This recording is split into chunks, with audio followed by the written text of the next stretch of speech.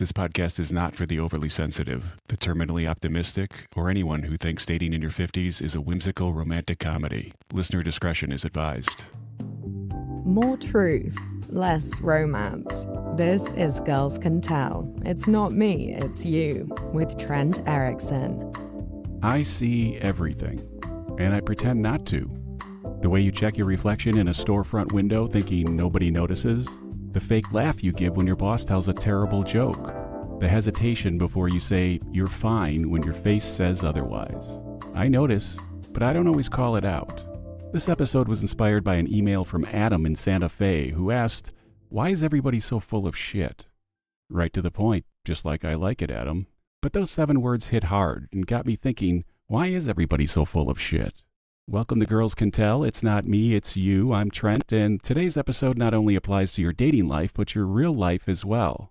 We're talking about the things we notice, the facades we keep up and why, and what happens when we stop pretending. Let's get into it. You can learn everything important about someone in 53 seconds. Not in their words, they're too easy to fake, but in the small things. The way someone's shoulders are tense when they nod too eagerly in a meeting, desperate to please. Or the way they avoid eye contact when talking about how great their weekend was. Last week, I'm at dinner with a friend, and a woman 4 tables away was performing her crazy weekend story loud enough for the whole room to hear. Her eyes darted between her date and the strangers around her, begging for attention. But her hands were scratching at the tablecloth nonstop, and that's what told the real story. She wasn't confident, just desperate to be seen. I didn't say anything. Calling it out would have made me look like an asshole. But I saw it, and it stuck with me. You don't start out noticing these things. It's not a gift as much as it's a reflex, built out of necessity. Growing up as the youngest, I learned to read the room pretty fast. Who's lying, who's about to snap. You mostly stay quiet and watch, and when you do speak, you get your point across real quick. Working in the media, teaching, or dating after 50 really sharpens it further. In all my jobs, I've got about 10 seconds to prove myself to 1 or 100,000 people before they make a decision on whether they want to spend more time with me or not. Some days I wish I could turn it off. Just walk into a room and not see the guy faking confidence in a brand new 3-piece suit wearing old worn-out shoes, or the woman smiling and nodding while listening to her friend's story, trying to hide her boredom. But once you start seeing, you can't stop. It's more recon than judgment, because I get why people do this. And that's why I'm usually 6 steps ahead of people, already deciding if I even want to deal with the situation while they're still trying to figure out what just happened. Noticing everything means seeing how much pretending is happening everywhere. People pretending they're fine with a job they hate, pretending they don't care when someone disrespects them, pretending to be chill when their whole body is a ball of tension. And they expect you to play along, nod and smile, just so they can keep their delusions going. I used to play that game. I'd let things slide, stay quiet when someone was being unfair, act like I didn't see the lie. I thought that's what it meant to get along. But it erodes you. You begin to almost lose track of what you actually think and how you really feel. You become the version of yourself that's just a reflection of what others want. Now, I'm done with that.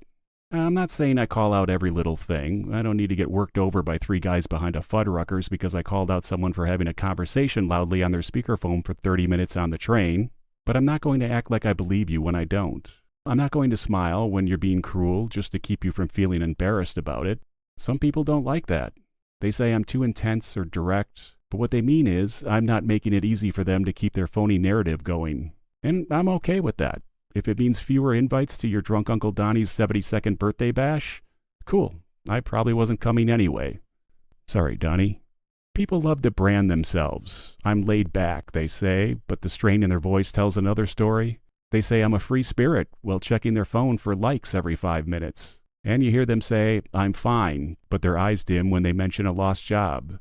It's not always ill-intentioned. A lot of times it's because their minds protect them and won't let them see the truth. They've built a story in their minds about who they are because the real version feels too messy or weird. But if you say, you're smart 3 times in one conversation, you're not smart. You're just dumb enough to think people will believe you the 4th time you say it, apparently mistaking themselves for a hypnotist. But the real you is always there, showing through in the way you dodge certain topics or how you light up when you talk about something you love. I don't push anyone to admit it because most people won't. They just aren't ready to. But I see it, and it determines who I keep close and who I keep at an arm's length. I've had people pull away because I said something they didn't want to hear, like you're letting your friend take advantage of you, or you're not being honest with yourself about why you're so angry. They get defensive because the truth hurts when you're used to hiding from it, but I'd rather say it and lose them than stay quiet and lose myself. The trick here is finding people who don't need you to pretend because they aren't offended by the truth and they don't flinch when you call things as you see them. They're rare, for sure, but they're worth it. Everyone else can keep their surface-level conversations and their fake smiles. I'd rather be alone than surrounded by all that.